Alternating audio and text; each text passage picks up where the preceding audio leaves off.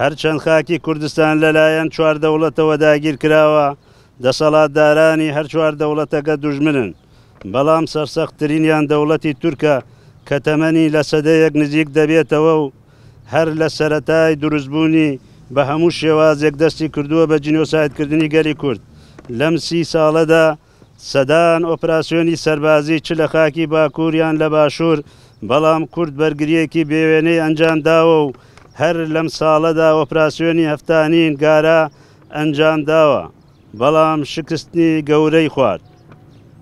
لەم ئۆپراسیۆنەی کە لە 23 چواری ئەم ساڵدا ئەنجامی داوە، ئەنجامێکی بەدەست نەهێناوە.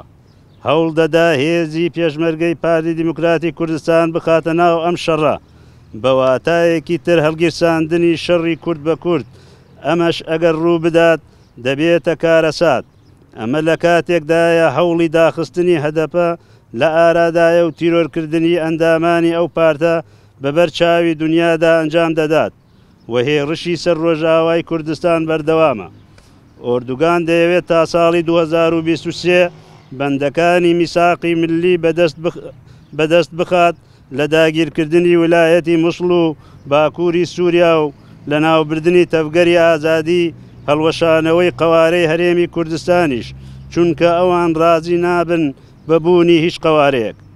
گەلی کورد و پارتەکانی باشووری کوردستانیش ئەم ڕاستیە دەزانێت. ئێمە وەکو دانیشتوانی شاری کفری دژی شەڕی کورد بە کوردین، چونکە دەبێتە هۆی لاوازبوونی گەلی کورد و خزمەتی دوژمنان دەکات.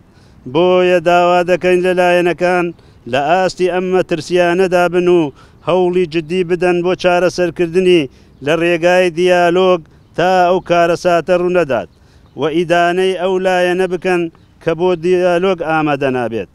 نابۆ براکوژی، نابۆ داگیرکاری، بەرخودان ژیانە شەهید نامرن.